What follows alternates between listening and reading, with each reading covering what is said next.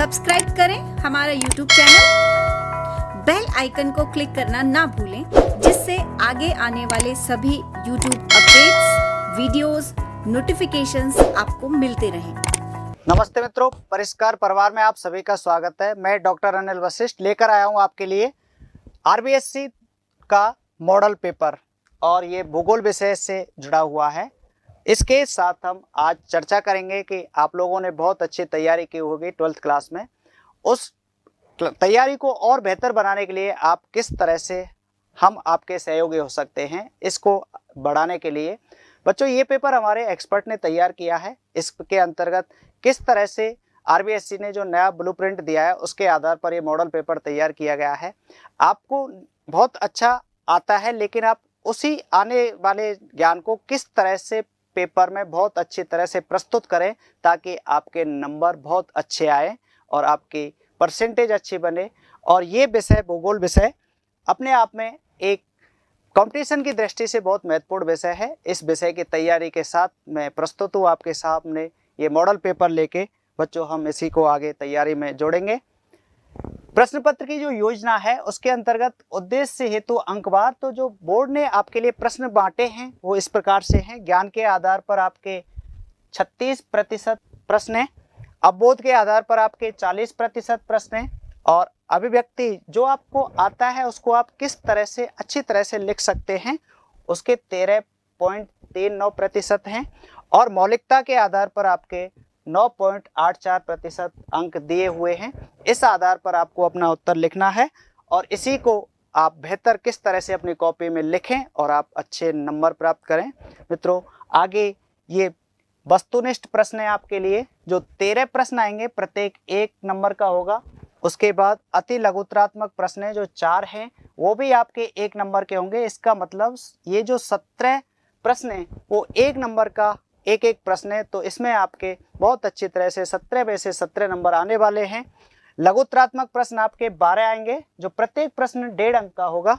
इस आधार पर आपको 1 लाइन से 1.5 लाइन 2 लाइन में ये प्रश्न का उत्तर देना होगा। दीर्घ उत्तरीय प्रश्न है जो आपके 3 आएंगे और प्रत्येक प्रश्न 3 अंक का होगा। इसमें आपको अपना एनालिसिस लिखना होगा। और इसके बाद निबंधात्मक प्रश्न केवल 2 हैं और प्रत्येक प्रश्न आपका 4 नंबर का होगा। इस आधार पर ये बड़े प्रश्न आपको अपनी अभिव्यक्ति के आधार पर, अपने ज्ञान के आधार पर, अपने मौलिकता के आधार पर ये आपको लिखने हैं। और 2 आपके मानचित्र पर आधारित प्रश्न होंगे, प्रत्येक मानचित्र पर 2 नंबर का प्रश्न होगा। इस तरह से आपका अंक विभाजन किया गया है। मित्रों ये प्रश्न पत्र का ब्लूप्रिंट है जिसमें आपका जो सिलेबस दिया हुआ है, इस सिलेबस के आधार पर किस पाठ से कौन सा प्रश्न बनाना है, लघुतरात्मक बनाना है, वस्तुनिष्ठ बनाना है या बड़ा निबंधात्मक प्रश्न बनाना है, वो इस आधार पर हमने तैयार किया है। इसके बाद में आपके ये प्रश्नों के जो आपके लिए निर्देश आएंगे, माध्यमिक शिक्षा बोर्ड ने निर्देश दिए हैं कि परीक्षार्थी सर्वप्रथम अपने प्रश्न पत्र पर नामांकन लिखेंगे। जो आपको जो पेपर मिलेगा उसमें लिखे हुए आएंगे। सभी प्रश्न अनिवार्य हैं। प्रत्येक प्रश्न का उत्तर दी गई उत्तर पुस्तिका में ही लिखें, आपको अलग से कोई उत्तर पुस्तिका नहीं मिलेगी। जो माध्यमिक शिक्षा बोर्ड ने उत्तर पुस्तिका दी हुई है उसी में आपको उत्तर लिखने हैं। जिन प्रश्नों के आंतरिक खंड हैं उन सभी के उत्तर एक साथ ही दें। जैसे आ और बा में 2 भागों में बटा हुआ प्रश्न है तो उसको एक साथ लिखना है, आपको अलग अलग नहीं लिखना है। प्रश्न पत्र के हिंदी व अंग्रेजी रूपांतरण में किसी प्रकार की त्रुटि, अंतर या विरोधाभास होने पर हिंदी भाषा के प्रश्न को ही सही माने। इसका मतलब हिंदी और अंग्रेजी दोनों भाषाओं में आपके प्रश्न आएंगे, लेकिन आपको हिंदी भाषा को सही मानना है यदि कोई विरोधाभास की स्थिति होती है तो। इसके बाद हम पेपर शुरू करते हैं बच्चों।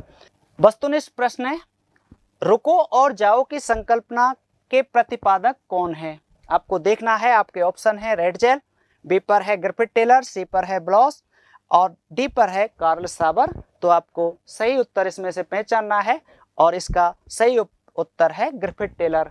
जी हाँ बच्चों, ग्रिफिथ टेलर ने रुको और जाओ, स्टॉप एंड गो की संकल्पना दी थी और उन्होंने कहा था कि प्रकृति और मानव दोनों एक दूसरे से जुड़े हुए हैं। तो कुछ महत्वपूर्ण प्रकृति होती है और कुछ महत्वपूर्ण मानव का ज्ञान होता है। उन दोनों के मध्य के बीच में एक संकल्पना प्रतिपादित की जाती है ग्रिफिथ टेलर के द्वारा, और उसे हम रुको और जाओ की संकल्पना के नाम से जानते हैं, या इसी को नव निश्चयवाद के नाम से भी जाना जाता है?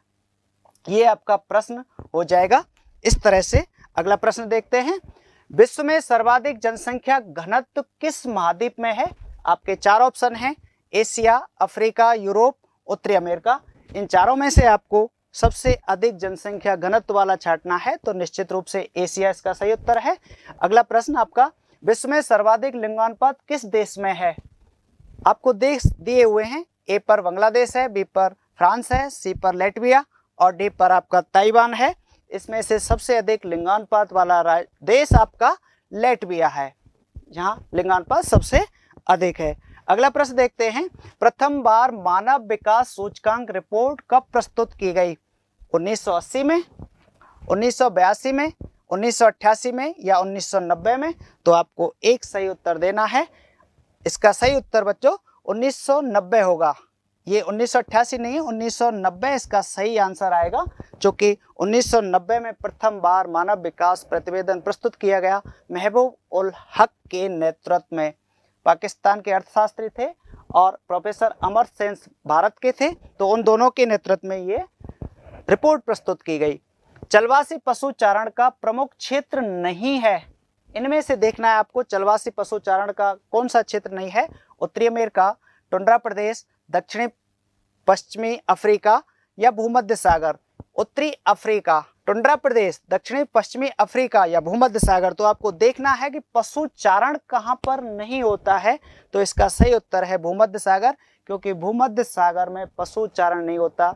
यहाँ रसदार फलों की कृषि होती है और उसमें अंगूर की कृषि जो प्रमुख रूप से होती है वो भूमध्य सागर में होती है, तो ये उत्तर आपका सही हो जाएगा।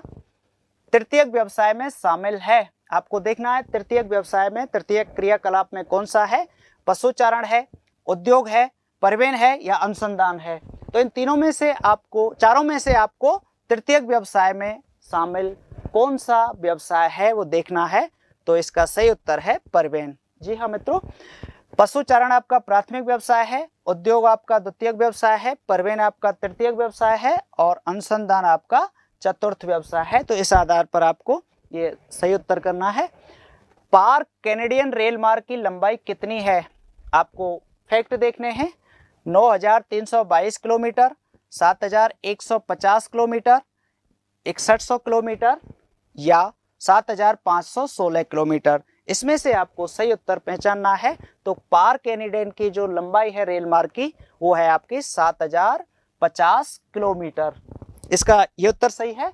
आगे बढ़ते हैं, योजना आयोग 2011 के अनुसार भारत का सर्वाधिक मानव विकास सूचकांक वाला राज्य कौन सा है? आपको देखना है केरल है, गोवा है, पंजाब है या महाराष्ट्र है? इन चारों राज्यों में से जिसका सबसे अधिक मानव विकास सूचकांक है वो केरल का है। जी हाँ मित्रों, सबसे अधिक HDI मान जो है वो केरल का है। अगला प्रश्न, नदियों के किनारे कौन सा प्रतिरूप विकसित होता है? आपको देखना है मानव के अधिवास विकसित होते हैं और पूछा है नदियों के किनारे पर कौन सा अधिवास प्रतिरूप विकसित होता है? आयताकार, रेखिक, वृत्ताकार या तारे के समान? तो इन चारों अधिवासों में से आपको पहचानना है। बहुत ही सरल प्रश्न है। इस तरह से आपका रेखिक प्रतिरूप नदियों के किनारे या सड़कों के किनारे या रेल लाइन के किनारे विकसित होता है, उसमें रेखिक प्रतिरूप आता है।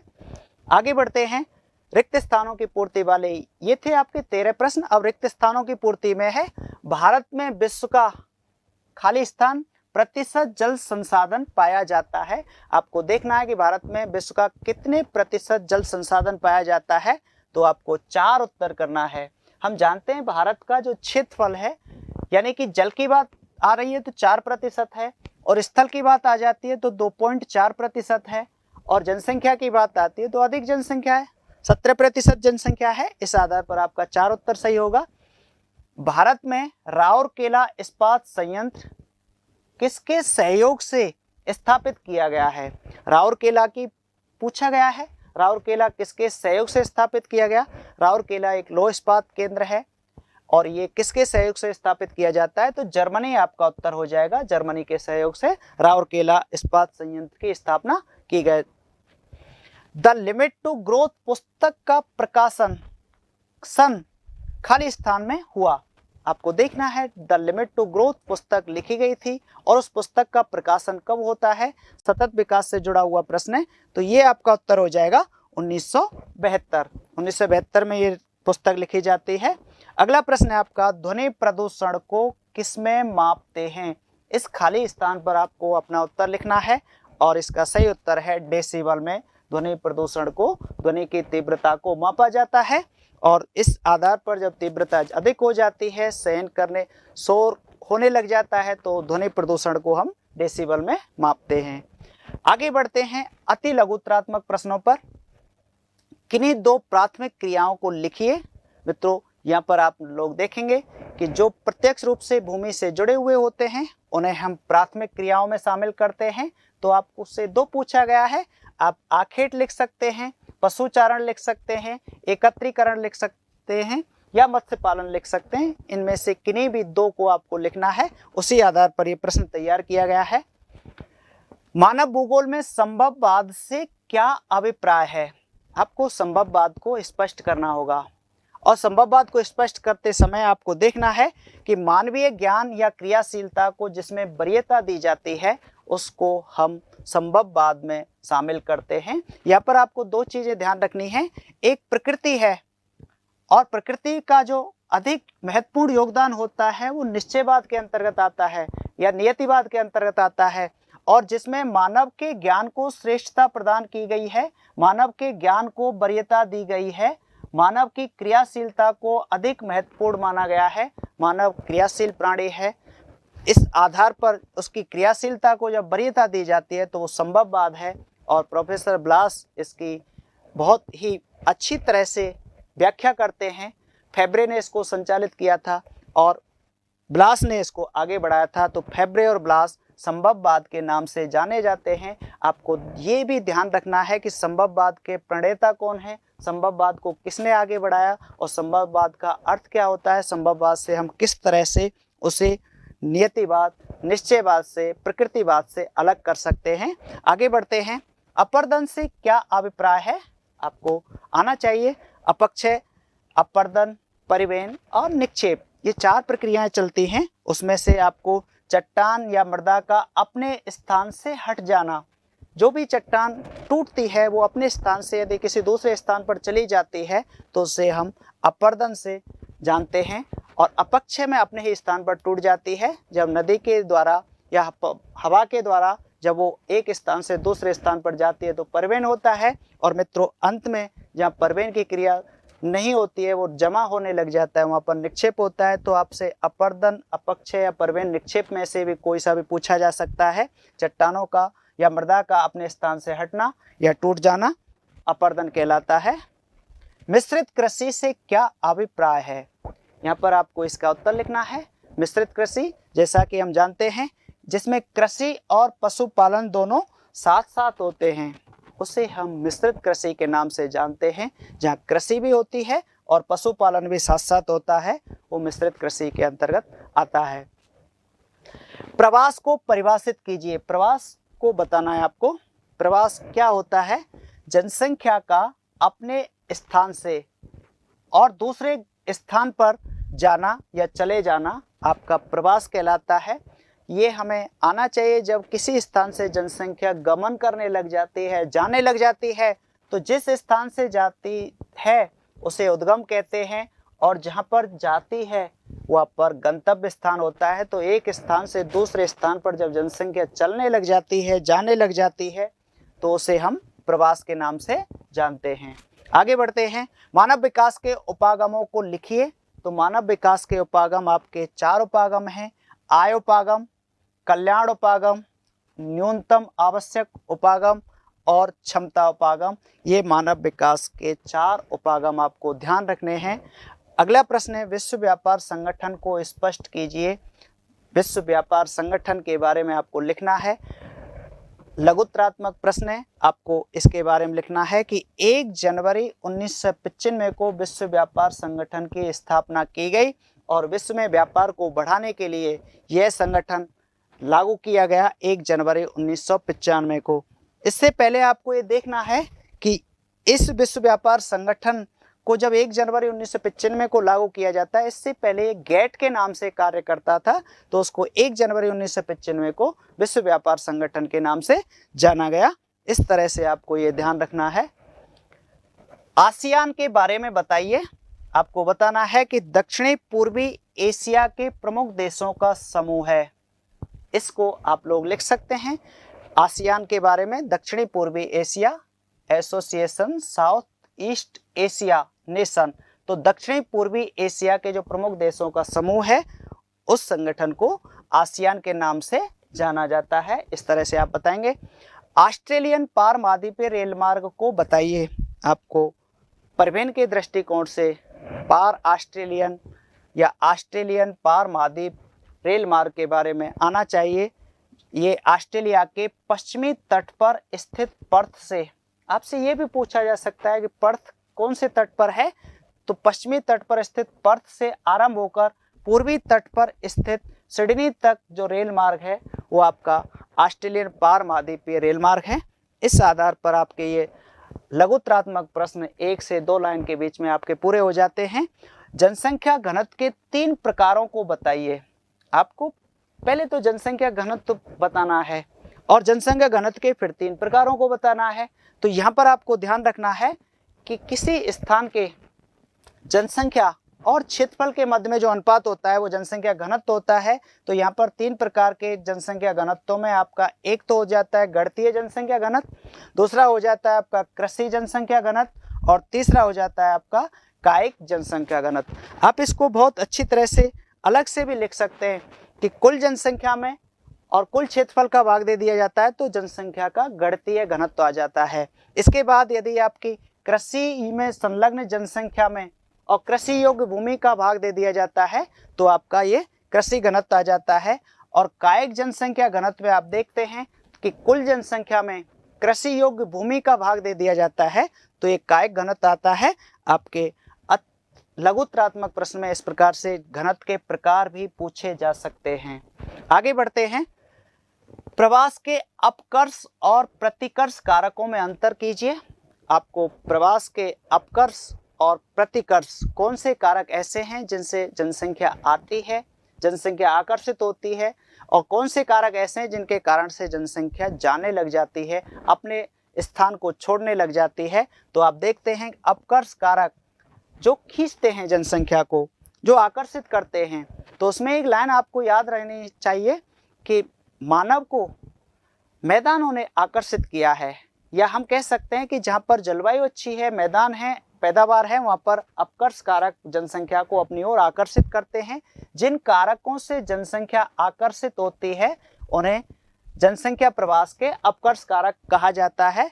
और जिन कारकों से जनसंख्या अपने स्थान को छोड़ देती है, दूसरे स्थान पर पलायन कर जाती है, उन्हें हम प्रतिकर्ष कारक कहते हैं। जिन कारकों की वजह से जनसंख्या पलायन करती है, इसको आप बहुत अच्छी तरह से स्पष्ट कर सकते हैं।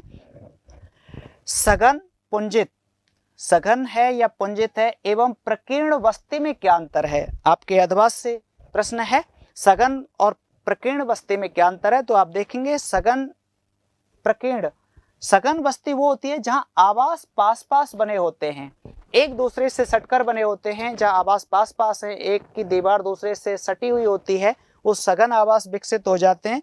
और जहां पर आवास दूर दूर बिखरे हुए होते हैं, एक आवास से दूसरे आवास में के बीच में दूरी होती है, अलग अलग होते हैं, वो सटे हुए नहीं होते, वो प्रकीर्ण कहलाते हैं। तो इस तरह से जिन अधिवासों में पास पास बस्तियां होती हैं, जिन पास पास आवास होते हैं तो सघन आवास हो जाते हैं, और दूर दूर होते हैं तो प्रकीर्ण हो जाते हैं। इस आधार पर ये उत्तर आपको लिखना है। भूतापीय ऊर्जा, 32 मीटर की गहराई पर 1 डिग्री सेल्सियस तापमान बढ़ जाता है। इस आधार पर हम इसको भूतापीय ऊर्जा को व्यक्त करते हैं।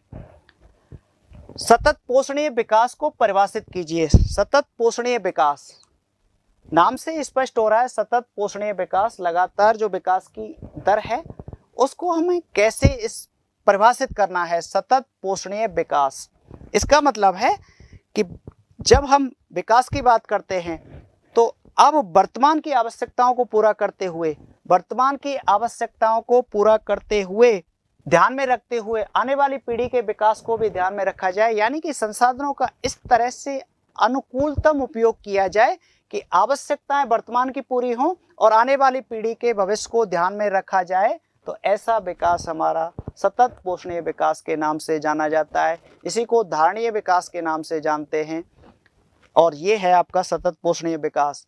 भारत के निर्यात संगठन के परिवर्तन को स्पष्ट कीजिए। निर्यात संगठन जिसके अंतर्गत आपके निर्यात को व्यक्त किया गया है। हम जानते हैं कि आयात और निर्यात की दर है वो घटती बढ़ती रहती है, तो इसी के संदर्भ में निर्यात की जाने वाली वस्तुओं में जो कमी होती है या वृद्धि होती है उसके बारे में ये पूछा गया है। हम जानते हैं कि प्राचीन काल में कच्चा माल भारत से अधिक निर्यात होता था और निर्मित माल को हम आयात करते थे, तो उसके संदर्भ में जो निर्यात की जाने वाली वस्तुएं हैं उनमें परिवर्तन होने की स्थिति को हम निर्यात संगठन के अंतर्गत यहाँ पर व्यक्त करते हैं। भारत के उपग्रह विकास को संक्षिप्त में बताइए। भारत में किस प्रकार से सैटेलाइट सिस्टम विकसित हुआ उसके बारे में आपको ध्यान रखना है कि INSAT Indian sensing satellite system जो 1983 में चालू हुआ था और IRS Indian remote sensing satellite system जो 1998 में संचालित होता है, इन दोनों के बारे में आपको बताना है उपग्रह विकास के अंतर्गत कि 1983 में आपका इनसैट विकसित हुआ और IRS आपका 1998 में विकसित हुआ। इस आधार पर हम लघुत्तरात्मक प्रश्न में इसको लिख सकते हैं। व्यापार को परिभाषित करते हुए ग्रामीण व नगरीय व्यापार में अंतर स्पष्ट कीजिए। हम जानते हैं कि जिस प्रकार से अधिवासों का विकास होता है तो ग्रामीण अधिवास और नगरीय विकास विकसित होते हैं, उसी आधार पर ग्रामीण और नगरीय व्यापार में भी अंतर होता है। ग्रामीण व्यापार और नगरीय व्यापार, ग्रामीण अधिवास और नगरीय अधिवास दोनों के अंतर्गत ये व्यापार से जुड़ा हुआ है। तो अधिवास जिस प्रकार के हैं उसी प्रकार से वहाँ पर व्यापार संचालित होता है। हम देखते हैं बच्चों, वस्तुओं के क्रय विक्रय या आदान प्रदान को व्यापार कहते हैं।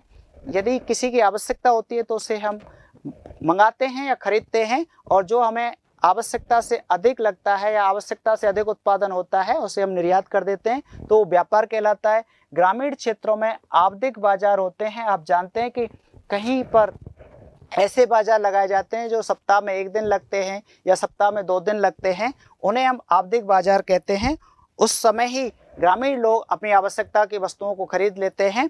और ग्रामीण क्षेत्रों में नियंत्रित बाजार ना होकर, निर्धारित बाजार ना होकर 1 दिन लगते हैं, 2 दिन लगते हैं, स्थानिक आवधिक बाजार होते हैं जिन्हें हम साप्ताहिक या पाक्षिक बाजार के रूप में जानते हैं। कुछ सप्ताह में 1-2 दिन लग सकते हैं, कुछ पाक्षिक 15 दिन में 1-2 दिन लग सकते हैं। ऐसे जो बाजार होते हैं वो ग्रामीण क्षेत्रों में लगाए जाते हैं। जबकि इसके विपरीत हम नगरीय बाजारों की बात करते हैं तो अधिक विशिष्टीकृत सेवाएं प्रदान करते हैं। वो नियमित रूप से लगते हैं, वो सघन रूप में विकसित होते हैं। एक आवश्यकता की वस्तु के पास में दूसरी आवश्यकता की वस्तु वाली दुकान बनने लग जाती है और वहाँ पर जो नगरीय केंद्र होते हैं उसमें अनेक विशिष्ट वस्तुएं व सेवाएं उपलब्ध होती हैं। यहाँ पर नगरीय केंद्रों में, नगरीय क्षेत्रों में आप लोग अध्यापक, परामर्शदाता, चिकित्सक आदि भी सुविधाएं प्राप्त करते हैं।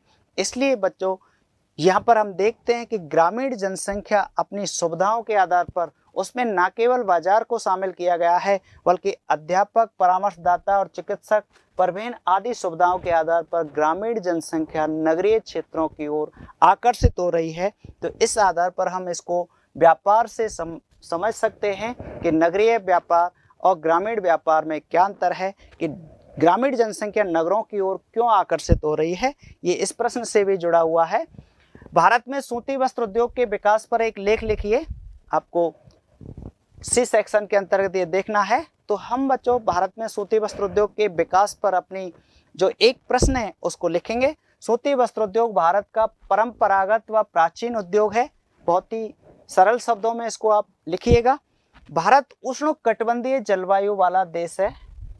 हम जानते हैं कि भारत की जलवायु उष्णकटिबंधीय मानसूनी है और सूती कपड़ा गर्म एवं आर्द्र जलवायु के लिए आरामदायक वस्त्र है। तो इस आधार पर आपको ये बताना है कि इसका विकास से कैसे संबंध है। भारत में कपास उत्पादन एवं अन्य दशाएं सूती वस्त्र उद्योग के विकास के लिए अनुकूल हैं। जी हाँ मित्रों, ये हमें देखना है कि जहाँ किसी भी उद्योग के विकास के लिए अनुकूल दशाएं होती हैं, कच्चा माल होता है, ऊर्जा संसाधन होते हैं, उस स्थान पर वह उद्योग विकसित हो जाता है। तो भारत में सूती वस्त्र उद्योग विकास के लिए दशाएं अनुकूल हैं, इसलिए भारत में सूती वस्त्र उद्योग का विकास हुआ। आगे देखते हैं, भारत में प्रथम सफल आधुनिक सूती मिल की स्थापना मुंबई में की जाती है।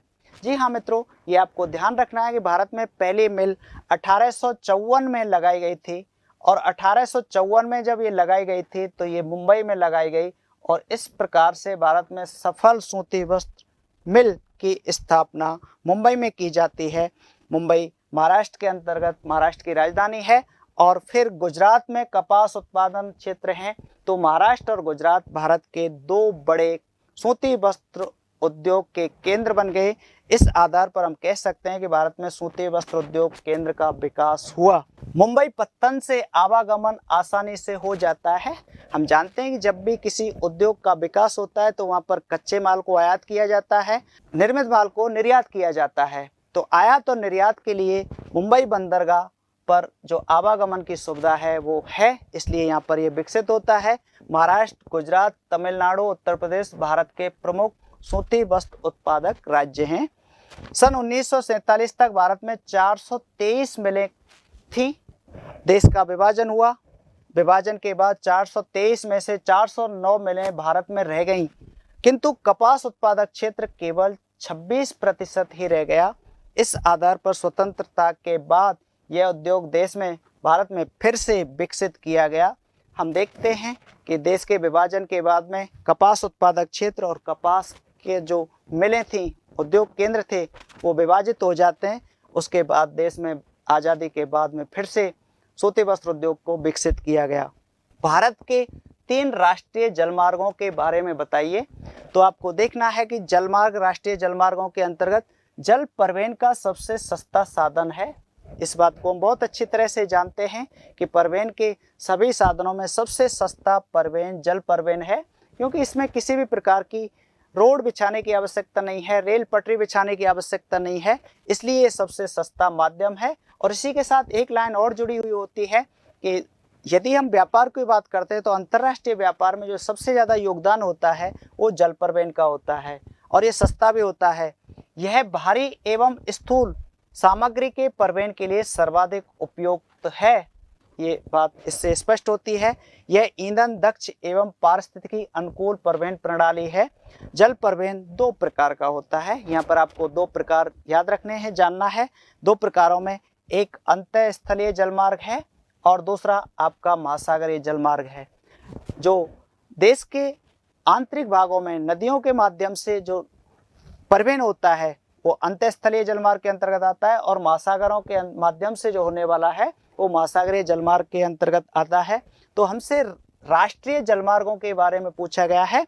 तो भारत में इस समय 14,500 किलोमीटर लंबा जलमार्ग नौकायान हेतु उपलब्ध है, यानी कि आंतरिक जलमार्ग के रूप में, अंतःस्थलीय जलमार्ग के रूप में 14,500 किलोमीटर लंबा जलमार्ग हमारे पास उपलब्ध है देश के अंतर्गत, जो देश के कुल परिवहन में लगभग 1% का योगदान देता है। भारत के 3 आंतरिक राष्ट्रीय जलमार्ग निम्न हैं, आप लोग देखेंगे। राष्ट्रीय जलमार्ग संख्या 1। मित्रों, यहाँ पर एक बात ध्यान रखनी है हमें कि आंतरिक जलमार्ग भारत में आपने देखा होगा कि 1% ही विकसित हुआ है। इसका क्या कारण है? तो एक चीज अपने को बहुत अच्छी तरह से याद रखनी है इसके पीछे, कि जहाँ पर अन्य परिवहन के साधन विकसित नहीं होते हैं वहाँ पर तो आंतरिक जल परिवहन विकसित हो जाता है, लेकिन जहाँ अन्य परिवहन के साधन विकसित हैं वहाँ पर ये आंतरिक जल परिवहन कम विकसित होता है। यही कारण है कि भारत में आंतरिक जल परिवहन 1% ही विकसित हो पाया है। राष्ट्रीय जलमार्ग संख्या 1 जो इलाहाबाद से हल्दिया तक है, इलाहाबाद हल्दिया विस्तार के नाम से जाना जाता है, लंबाई 1620 किलोमीटर है। यह भारत के सर्वाधिक महत्वपूर्ण जलमार्गों में से एक है। यह 3 भागों में विभाजित किया गया है।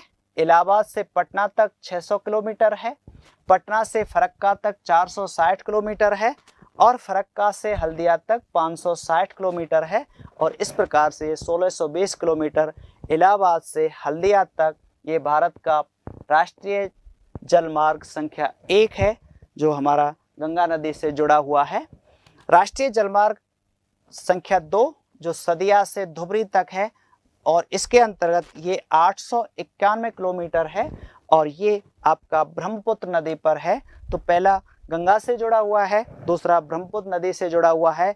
आंतरिक जलमार्गों में राष्ट्रीय जलमार्ग संख्या 3 है जो कोट्टापुरम पेरियार नदी से कोलम विस्तार 168 किलोमीटर है। तो हमसे प्रश्न के अनुसार 3 आंतरिक जलमार्ग पूछे गए हैं। तो पहला आपका राष्ट्रीय जलमार्ग संख्या 1, दूसरा आपका राष्ट्रीय जलमार्ग संख्या 2 और तीसरा आपका राष्ट्रीय जलमार्ग संख्या 3। सीट्स के 3 राष्ट्रीय जलमार्ग आपको याद रखने चाहिए।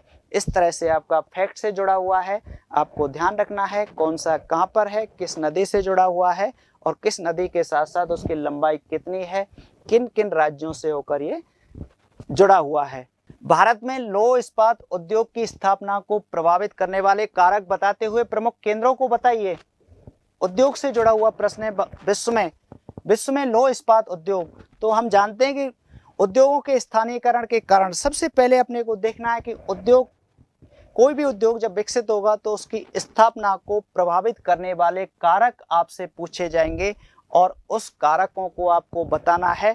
तो हम यहाँ पर सीधे बात करते हैं। उद्योगों के स्थानीयकरण को निम्न कारक प्रभावित करते हैं, जिसमें कच्चा माल। किसी भी उद्योग के विकास के लिए कच्चा माल सुगमता पूर्वक पर्याप्त व सस्ती दर पर प्राप्त होना आवश्यक है। हम जानते हैं मित्रों, अपनी भाषा में आप लिख सकते हो कि किसी भी उद्योग की स्थापना के लिए कच्चे माल की आवश्यकता होती है। जिन स्थानों पर कच्चा माल उपलब्ध होता है वहाँ पर उद्योग स्थापित कर दिए जाते हैं। वही बात ये की गई है कि पर्याप्त व सस्ती दर पर प्राप्त होना आवश्यक है। अतः अधिकतर उद्योग खानों, वनों, कृषि क्षेत्रों अथवा समुद्र तटीय क्षेत्रों के निकट ही अवस्थित हैं, क्योंकि जहाँ पर उन्हें कच्चा माल मिलेगा वहीं पर उद्योग की स्थापना होगी। तो कृषि वाले उद्योगों की जो कृषि के कच्चे माल के रूप में जो माल मिलता है उसी स्थान पर होता है।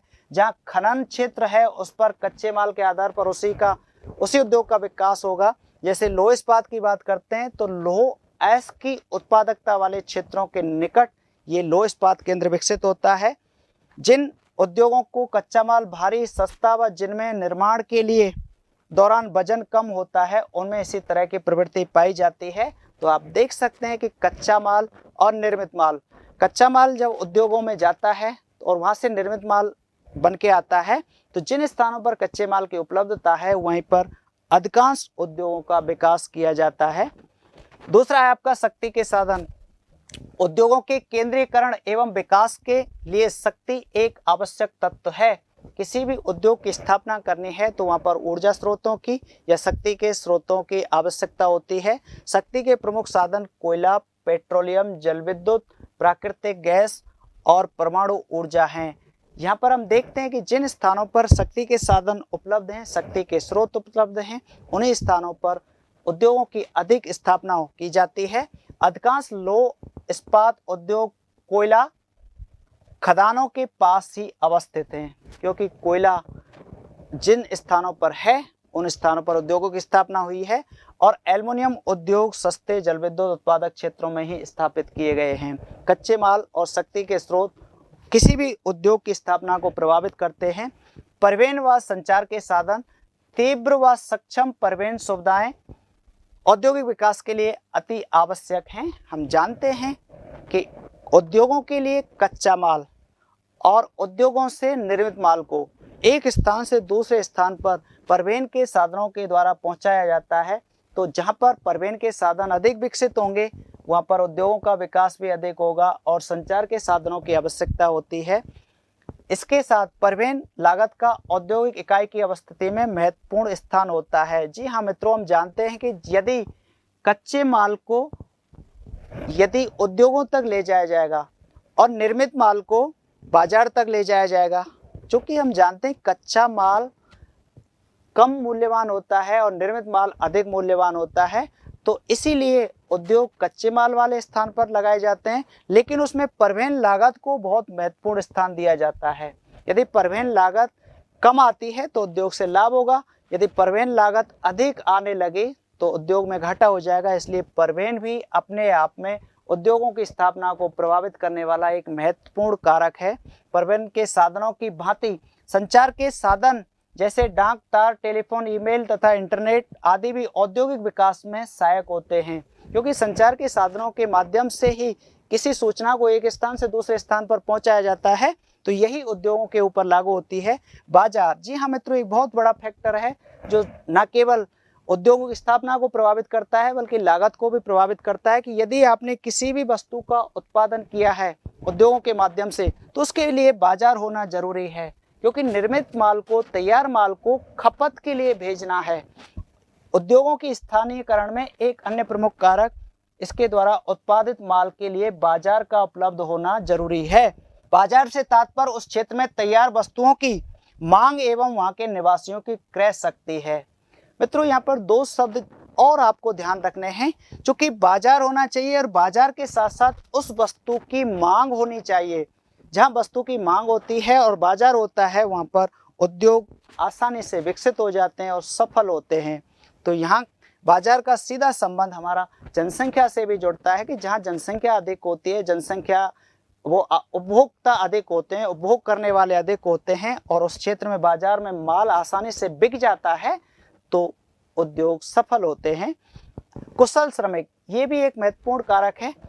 हम एक बहुत ही सीधी सी लाइन में इसको याद रख सकते हैं कि सस्ते और कुशल श्रमिक उद्योगों की स्थापना को प्रभावित करते हैं।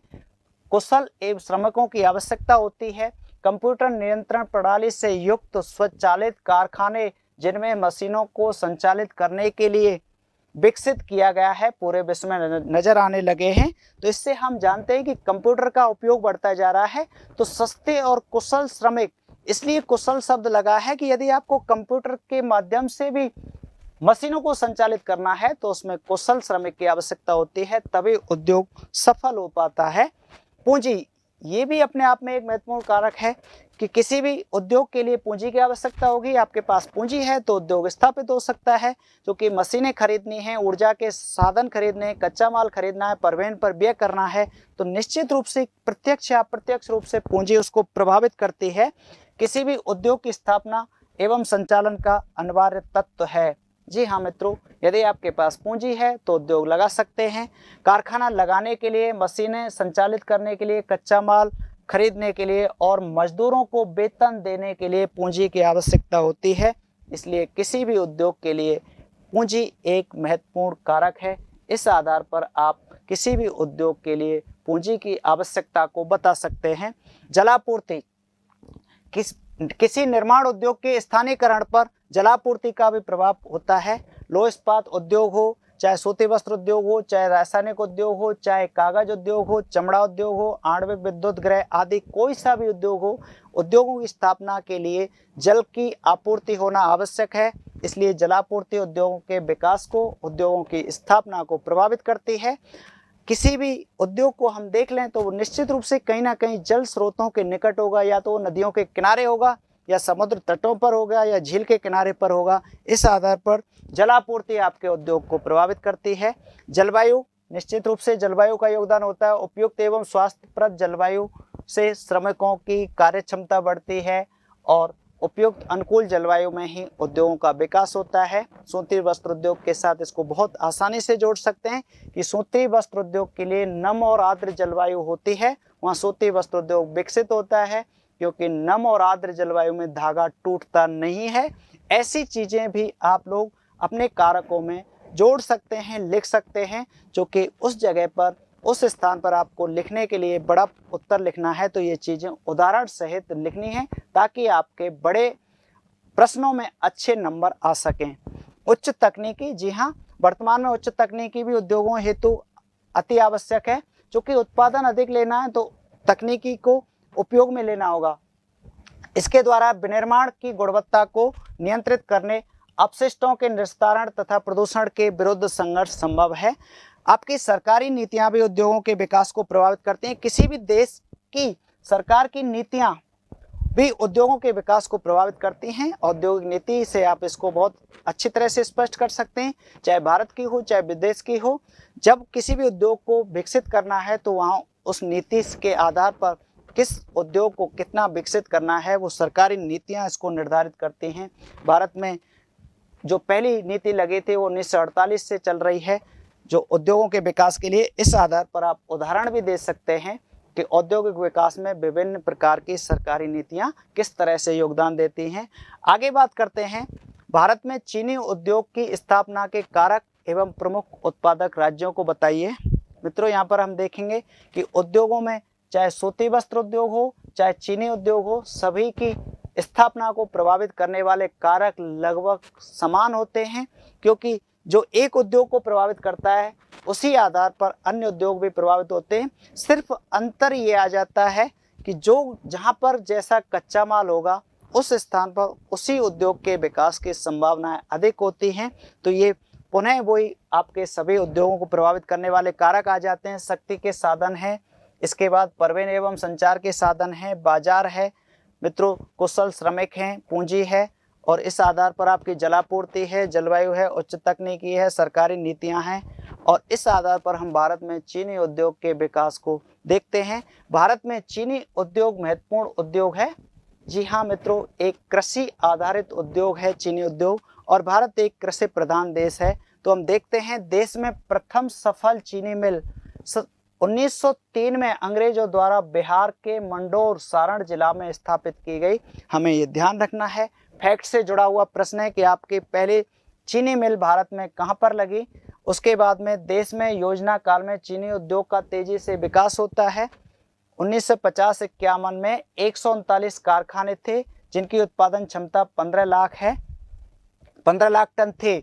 1960-61 में चीनी का उत्पादन 30.20 लाख टन था, जो 2013-14 में बढ़कर 243.25 लाख टन हो गया।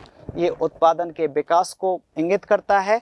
उद्योगों का स्थानीयकरण। चीनी उद्योग एक वजन राशि उद्योग है। मित्रों, यहाँ पर हम जो कारक पढ़ रहे थे वो आपको ध्यान रखने हैं कि चीनी उद्योग गन्ना उत्पादक क्षेत्रों के निकट स्थापित करना है, क्योंकि इसमें जो गन्ना है और उससे जो चीनी बनेगी वो चीनी की मात्रा कम होती है, लगभग 1/10 भाग या 10% होती है। तो 90% कच्चा माल चला जाता है, इसलिए इसको वजन राशि उद्योग के अंतर्गत रखते हैं। इसके लिए गन्ने की भारी मात्रा आवश्यक है, अतः इस उद्योग की स्थापना भी गन्ना उत्पादक क्षेत्रों में ही हुई है। ये हम बहुत अच्छी तरह से जानते हैं कि जहाँ गन्ने का उत्पादन अधिक होगा वहाँ पर चीनी उद्योग विकसित होगा। चीनी की तुलना में गन्ने का परिवहन कठिन है, ये भी हम जानते हैं कि परिवहन लागत जो है वो चीनी की कम आएगी और गन्ने की ज़्यादा आती है, अतः चीनी मिलों की स्थापना गन्ना उत्पादक क्षेत्रों में ही की जाती है। ये बहुत अच्छी तरह से आपके उद्योगों की स्थापना को प्रभावित करने वाले कारकों के साथ ये स्पष्ट हो जाते हैं। आगे देखते हैं उद्योगों का वितरण।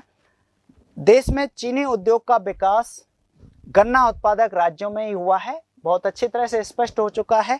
भारत में चीनी उद्योग का वितरण निम्न प्रकार से है। हम देखते हैं उत्तर प्रदेश, यहाँ देश का सर्वाधिक गन्ना क्षेत्र है, उत्पादन में इसका दूसरा स्थान है। क्योंकि गन्ना अधिक उत्पादन होने के बाद भी इसका चीनी उत्पादन में दूसरा स्थान है, उसके पीछे कहीं ना कहीं वो पिछले कारक जिम्मेदार हैं जो उनको हम लोग उद्योगों की स्थापना को प्रभावित करने वाले कारकों में पढ़ रहे थे। उनमें एक जलवायु कारक भी यहाँ पर प्रभाव डालता है। उत्तर में गंगा यमुना दोआब तथा तराई का क्षेत्र महत्वपूर्ण गन्ना उत्पादक क्षेत्र है। महाराष्ट्र देश में चीनी उत्पादन में प्रथम स्थान पर है, क्योंकि महाराष्ट्र में जो गन्ने की किस्म है वो उत्तर प्रदेश के गन्ने की किस्म से अलग है, रस की मात्रा अलग है, जलवायु की दशाएं अलग हैं। इस आधार पर महाराष्ट्र चीनी उत्पादन में देश में प्रथम स्थान पर है। राज्य में 119 चीनी मिलें हैं जो मनमाड़ से लेकर दक्षिण में कोल्हापुर तक विस्तृत हैं। ये महाराष्ट्र के चीनी उत्पादक कुछ जिले हैं, कुछ क्षेत्र हैं। इनमें से 87 मिलें सहकारी क्षेत्र में हैं। ये महाराष्ट्र और उत्तर प्रदेश दो बड़े गन्ना उत्पादक राज्य, और प्रथम स्थान पर चीनी में महाराष्ट्र है, लेकिन गन्ना उत्पादन में आपका उत्तर प्रदेश है। तो इसमें विभिन्न कारक इसको प्रभावित करते हैं। तमिलनाडु में सभी चीनी मिलें कोयम्बटूर, उत्तरी एवं दक्षिणी अर्काड जिले, तिरुचिरापल्ली तथा रामनाथपुरम में है। यहाँ के गन्ने का समुद्री हवाओं के कारण मिठास अधिक है। समुद्री हवाओं के कारण जलवायु की दशाएं समुद्र तटीय स्थिति यहाँ के गन्ने के अंतर्गत गन्ना का मिठास अधिक है, इसका मतलब गन्ने में रस की मात्रा अधिक है। तो यहाँ पर तमिलनाडु में चीनी उत्पादन केंद्र विकसित हुए हैं, कोयम्बटूर जिसमें मुख्य रूप से गिना जाता है। कर्नाटक, यहाँ चीनी की 11 मिलें हैं जिनमें 3 सहकारी मिलें हैं। बेलगांव में 3, रायपुर में 2 मिलें स्थापित हैं। आंध्र प्रदेश, चूँकि ये तमिलनाडु, कर्नाटक, आंध्र प्रदेश और महाराष्ट्र चारों ही हमारे समुद्र तटीय राज्य हैं, तो यहाँ पर चीनी उद्योग विकसित हुआ है। आंध्र प्रदेश में पूर्वी तथा पश्चिमी गोदावरी जिले में कृष्णा, विशाखापट्टनम, निजामाबाद स्थानों पर चीनी उत्पादन में उल्लेखनीय वृद्धि हुई है। समुद्र तटीय जलवायु है, गन्ने में रस की मात्रा अधिक है, इसलिए इन क्षेत्रों में चीनी उद्योग विकसित हुआ है।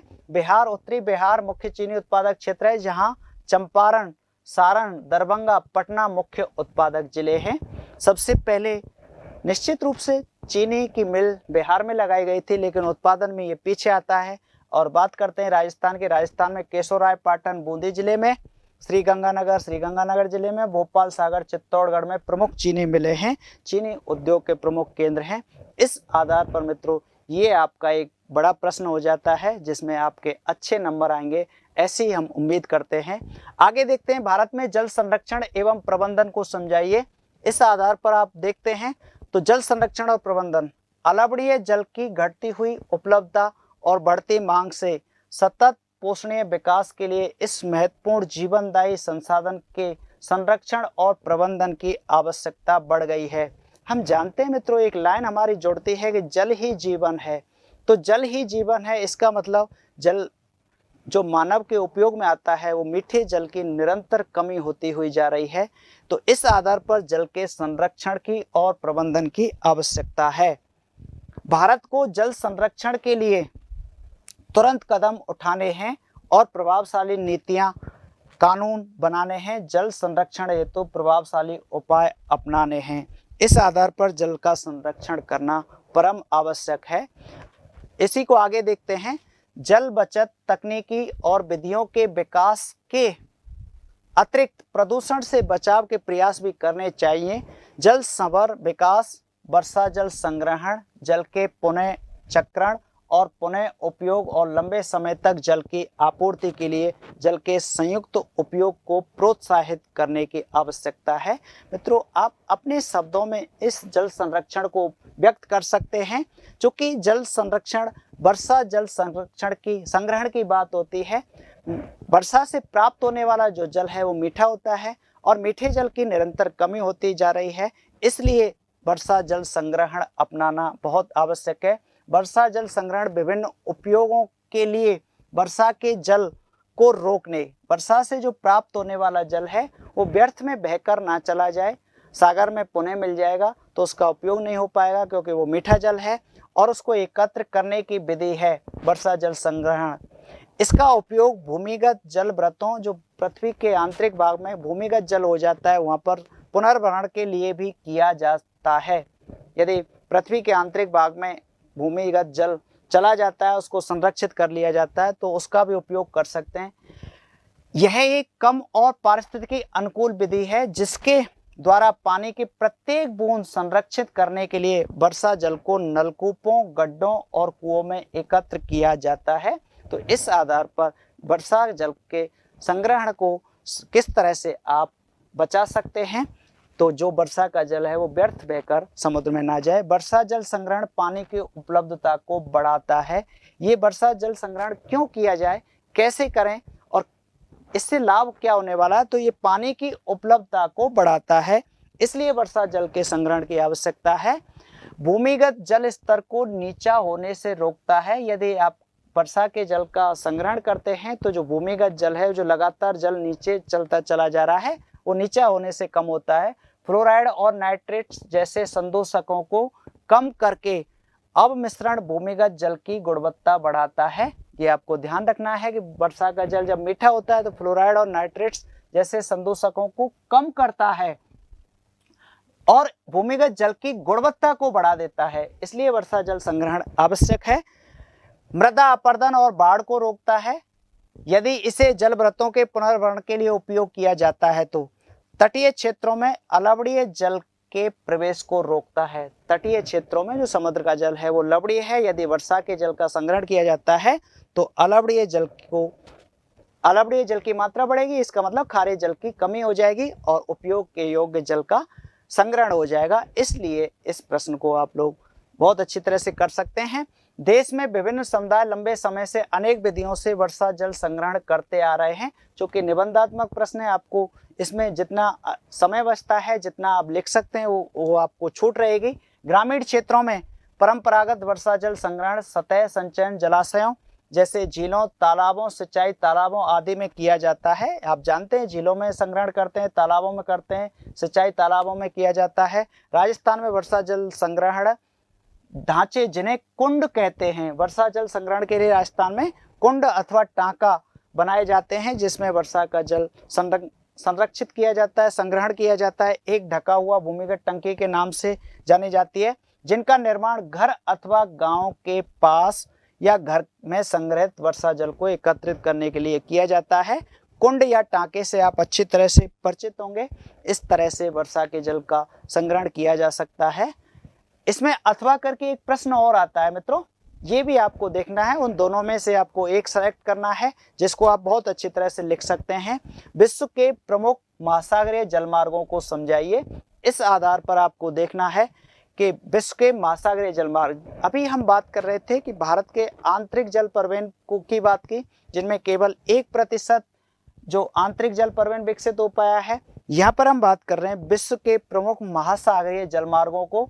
तो इस आधार पर ये आपका बहुत अच्छा निबंधात्मक प्रश्न हो सकता है और इसमें पूरे नंबर आपके आ सकते हैं। उत्तरी अटलांटिक महासागरीय समुद्री मार्ग, आपको सबसे पहले इसका एक लाइन में परिचय देना है। जो महासागरों के माध्यम से, सागरों के माध्यम से जो जल परिवहन होता है वो महासागरीय जल परिवहन के अंतर्गत आता है और महासागरीय जल मार्गों के नाम से भी जाना जाता है। तो यहाँ पर उत्तरी अटलांटिक समुद्री मार्ग अटलांटिक महासागर में है, उत्तर में है, उत्तरी अटलांटिक के नाम से जाना जाता है। यह मार्ग औद्योगिक दृष्टि से विकसित विश्व के 2 प्रमुख प्रदेशों को आपस में जोड़ता है। ये आपको ध्यान रखना है, क्योंकि अटलांटिक महासागर के पूरब में यूरोप है और पश्चिम में आपका उत्तरी अमेरिका और कनाडा है। इस तरह से ये 2 विश्व के प्रमुख प्रदेशों को आपस में जोड़ता है।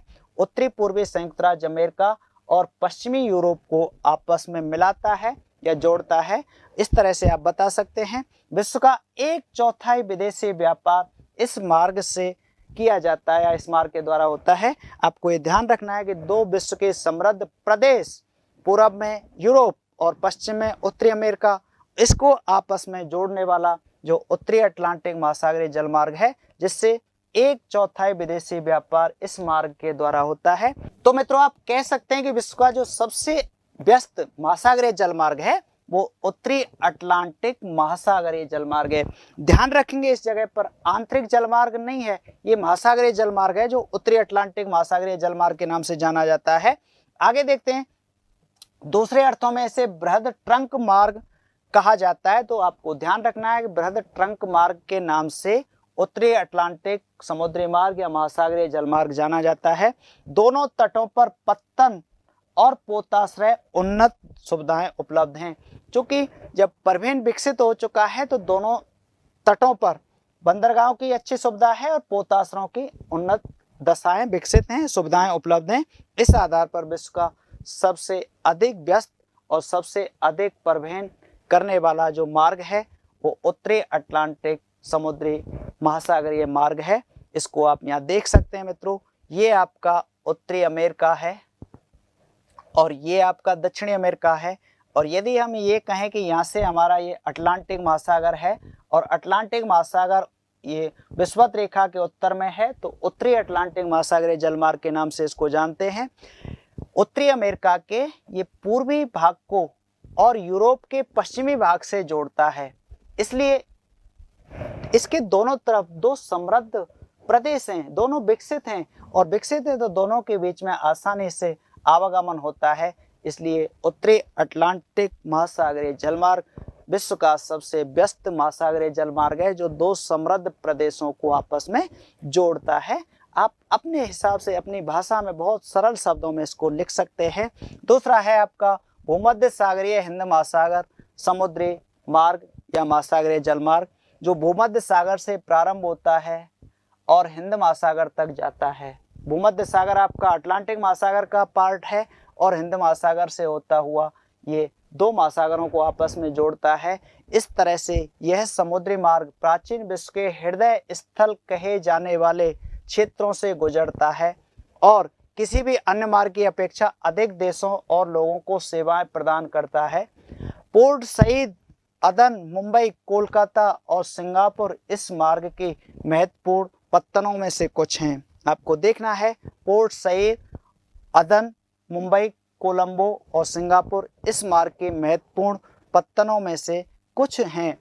भूमध्य सागर हिंद महासागर, मित्रों यहाँ पर एक लाइन और ध्यान रखनी है अपने को, एक पॉइंट और ध्यान रखना है कि ये भूमध्य सागर हिंद महासागर आपका स्वेज नहर से होकर गुजरता है।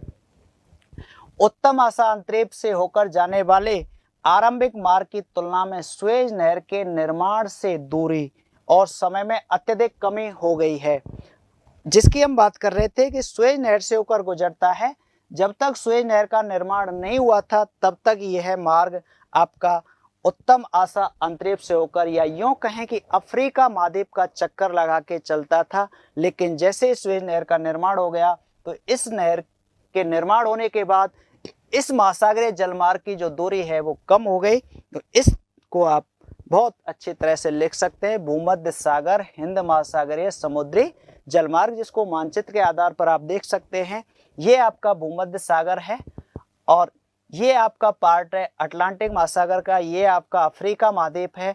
इस अफ्रीका महाद्वीप के अंतर्गत ये आपकी लाल सागर है और इधर आपका इंडियन ओशियन आ जाता है, इधर आपकी मुंबई आ जाती है। तो मित्रों इस तरह यदि भूमध्य सागर से ऊपर जाते हैं तो ये यूरोप से जुड़ जाता है और यूरोप वो क्षेत्र है जहाँ पर उद्योगों का अधिक विकास हुआ। इस तरह से भूमध्य सागर से होता हुआ और हिंद महासागर तक जुड़ता है। इस आधार पर ये मुंबई से भी जुड़ता है और आगे भी हिंद महासागर से जुड़ता हुआ अन्य क्षेत्रों से, अन्य बंदरगाहों से जुड़ जाता है। ये है आपका भूमध्य सागर हिंद महासागरीय जलमार्ग, जो इस तरह से आपको ध्यान रखना है। मानचित्र भी आप बना सकते हैं। और जब स्वेज नहर का निर्माण हुआ था उससे पहले यहाँ से ये इस तरह से अफ्रीका का चक्कर लगा के मुंबई पहुँचते थे। तो आप देख पा रहे होंगे कि कितनी लंबी दूरी, लगभग 12,300 मील या 19,800 किलोमीटर की दूरी को ये तय करता हुआ आगे बढ़ता था। इस आधार पर आपको ये ध्यान रखना है कि जो महासागरीय जलमार्ग भूमध्य सागर हिंद महासागर के नाम से जाना जाता है, वही पूर्व में इस रूट के माध्यम से चलता था, लेकिन आज भी ये संचालित है।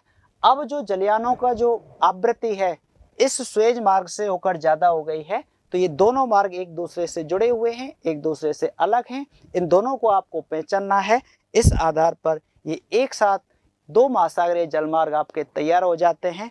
अगला हम देखते हैं उत्तम आशा अंतरीप समुद्री मार्ग। उत्तम आशा अंतरीप, क्योंकि वो अफ्रीका का चक्कर लगाता था। यह व्यापारिक मार्ग अत्यधिक औद्योगिक पश्चिमी यूरोपीय प्रदेश को पश्चिमी अफ्रीका, दक्षिणी अफ्रीका, दक्षिणी पूर्वी एशिया और ऑस्ट्रेलिया और न्यूजीलैंड की वाणिज्यिक कृषि तथा पशुपालन आधारित अर्थव्यवस्थाओं से जोड़ता है।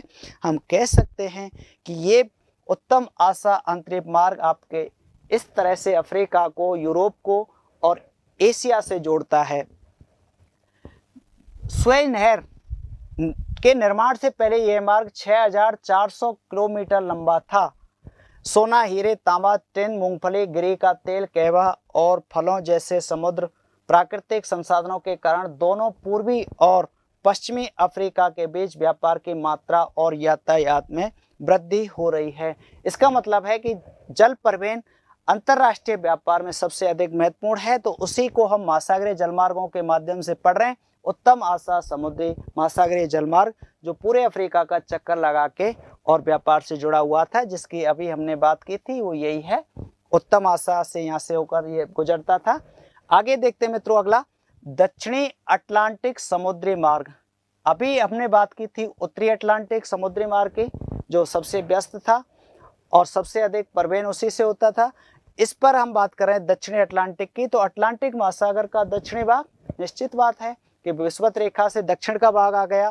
पार यह अन्य महत्वपूर्ण समुद्री मार्ग है जो पश्चिमी यूरोपीय और पश्चिमी अफ्रीका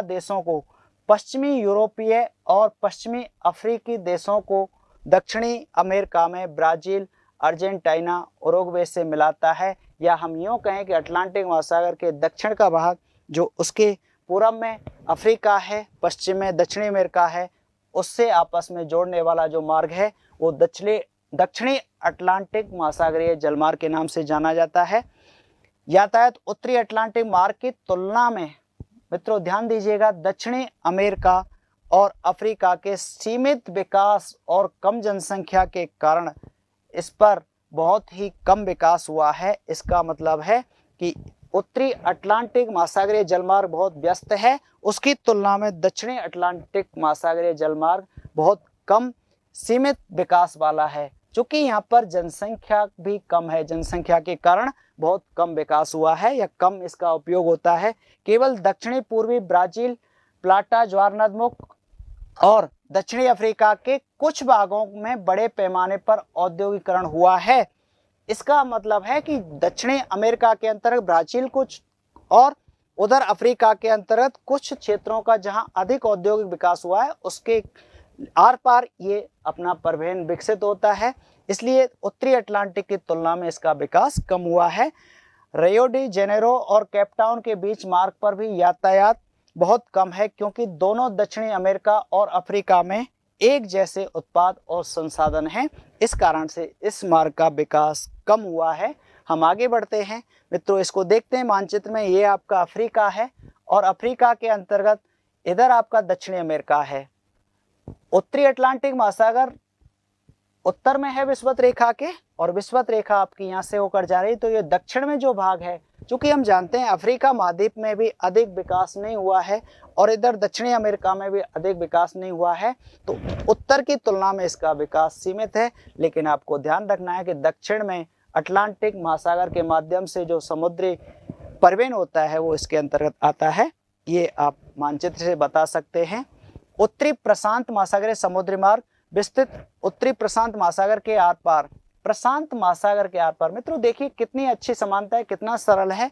जिस महासागर से होकर जा रहा है उसी के आधार पर नाम पड़ गए। उत्तर में तो उत्तरी प्रशांत, दक्षिण में तो दक्षिणी प्रशांत, उत्तर में तो उत्तरी अटलांटिक, दक्षिण में तो दक्षिणी अटलांटिक। ये उत्तरी प्रशांत आर पार व्यापार अनेक मार्गों द्वारा संचालित होता है जो होनोलुलु में मिलते हैं। बृहद वृत्त पर स्थित सीधा मार्ग वैंकूवर और योकोहामा को जोड़ता है और यात्रा की दूरी को कम करके 2480 किलोमीटर कम करके आधा कर देता है। हम जानते हैं उत्तरी प्रशांत महासागर में, इसका मतलब विषुवत रेखा से उत्तर में जो प्रशांत महासागर है उस महासागर के माध्यम से जो व्यापार होता है वो उत्तरी प्रशांत महासागरीय मार्ग के नाम से जाना जाता है। यह समुद्री मार्ग उत्तरी अमेरिका के पश्चिमी तट पर, ध्यान दीजिएगा, उत्तरी अमेरिका के पूर्वी तट पर आपका प्रशांत वो अटलांटिक महासागरीय जलमार्ग है और उत्तरी अमेरिका के पश्चिमी तट पर स्थित आपका प्रशांत महासागरीय जलमार्ग है, जो कि अमेरिका के पूरब में अटलांटिक है और उत्तरी अमेरिका के पश्चिम में आपका प्रशांत महासागर है। तो उन दोनों को ये आपस में जोड़ता है और एशिया के पत्तनों से जोड़ता है।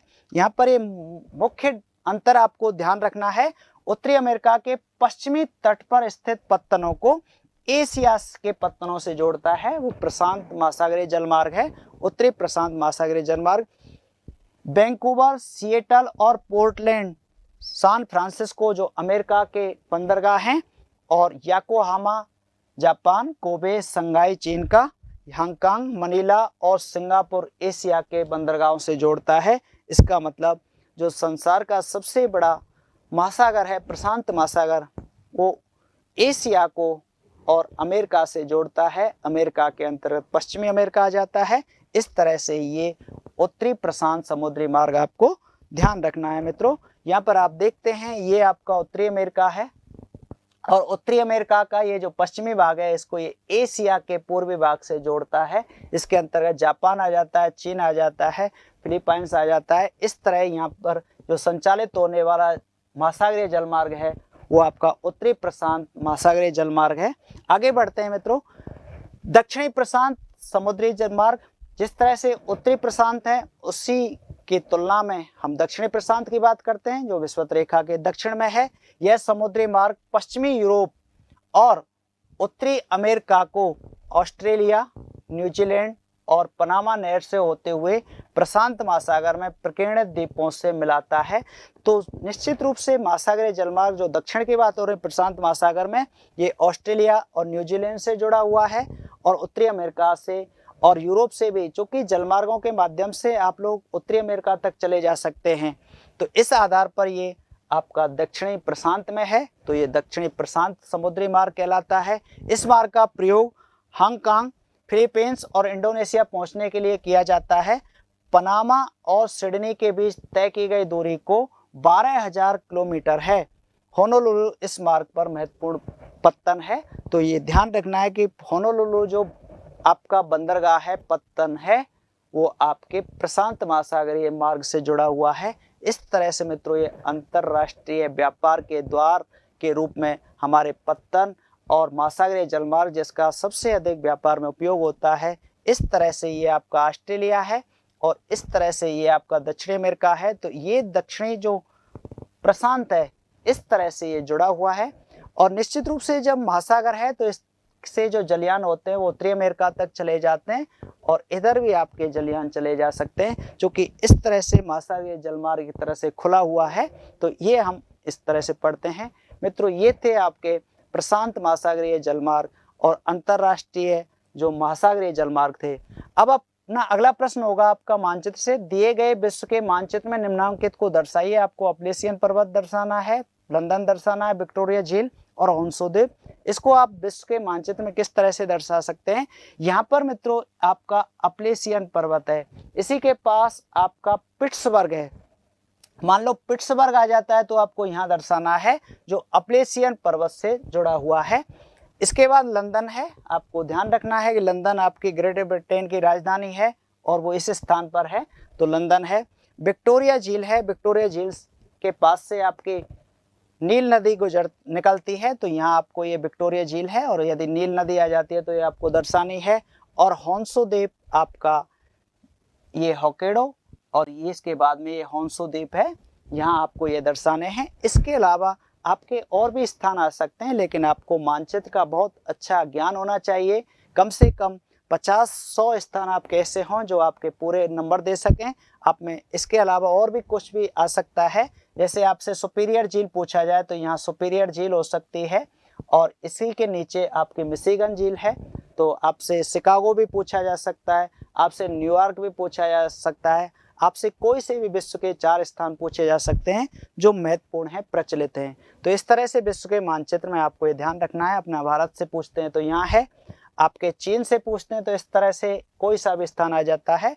आपसे आजकल बहुत चर्चा में चल रहा है कि आपसे यूक्रेन पूछा जा सकता है, आपसे आपका रूस पूछा जा सकता है, आपसे काला सागर का क्षेत्र पूछा जा सकता है। तो आप ध्यान रखेंगे कि इसके ऊपर आपका यूक्रेन है और यूक्रेन के पास ही फिर आपका रूस प्रारंभ हो जाता है। इस तरह से आपका मानचित्र वाला विश्व का मानचित्र तैयार हो जाना चाहिए। ऑस्ट्रेलिया का पूछते हैं तो आपको ऑस्ट्रेलिया से बताना है, न्यूजीलैंड का आपको न्यूजीलैंड से बताना है। मोटे तौर पर आपको महाद्वीपों से जुड़े हुए विश्व के प्रमुख औद्योगिक केंद्र याद रखने हैं। अगला प्रश्न है, दिए गए भारत के रेखा मानचित्र में निम्न को दर्शाइए। आपको मुंबई बतानी है, रावतबाटा, जमशेदपुर और गंगटोक। ये आपके पास भारत का मानचित्र है। इस मानचित्र में से आपको देखना है मुंबई है, तो मुंबई आपका इस स्थान पर है। आपको ध्यान भी रखना है मुंबई भारत के पश्चिमी तट पर है, सालसेट द्वीप पर बसा हुआ है, तो मुंबई यहाँ पर है, महाराष्ट्र की राजधानी है। रावतबाटा आपका इस स्थान पर है, रावतबाटा चित्तौड़गढ़ जिले में, राजस्थान के चित्तौड़गढ़ जिले में परमाणु ऊर्जा केंद्र है, तो ये आपको ध्यान रखना है। जमशेदपुर आपका प्रमुख लौह इस्पात केंद्र है जो जमशेदपुर इस स्थान पर आता है। और गंगटोक आपके सिक्किम की राजधानी है, गंगटोक यहाँ पर है। इसके अलावा भी आपसे दिल्ली पूछी जा सकती है, आपसे मुंबई पूछ लिया, कोलकाता पूछा जा सकता है, चेन्नई पूछा जा सकता है, लखनऊ पूछा जा सकता है, कानपुर है, कोई सा भी स्थान आपसे पूछा जा सकता है, भुज पूछ सकते हैं। मित्रों भारत के मानचित्र में और संसार के मानचित्र में आपको 50 से 100 स्थान ऐसे आने चाहिए जो आप जान सकते हैं, उन्हीं में से आपके कुछ स्थान पूछ लिए जाएंगे। इस तरह से जो आप तैयारी कर रहे हैं, हो सकता है उस तैयारी में हमारा यह प्रयास आपके लिए बहुत ही बेहतर साबित हो। आपको प्रश्न को किस तरह से, जिस तरह से पूछा गया उतने ही शब्दों में बहुत अच्छी तरह से लिखना है, ये आपके लिए लाभदायक साबित होगा। उम्मीद करता हूँ परिष्कार परिवार की तरफ से आपके लिए जो ये लेक्चर तैयार किए गए हैं वो आपकी परीक्षा में बहुत कारगर साबित होंगे, आपके परसेंटेज को बढ़ाएंगे, आपके भविष्य को और उज्जवल करेंगे। इसी शुभकामनाओं के साथ मित्रों, आज के क्लास को, आज के मॉडल पेपर को हम यहीं समाप्त करते हैं। एक बार पुनः परिष्कार परिवार की ओर से आपको बहुत बहुत शुभकामनाएं। धन्यवाद।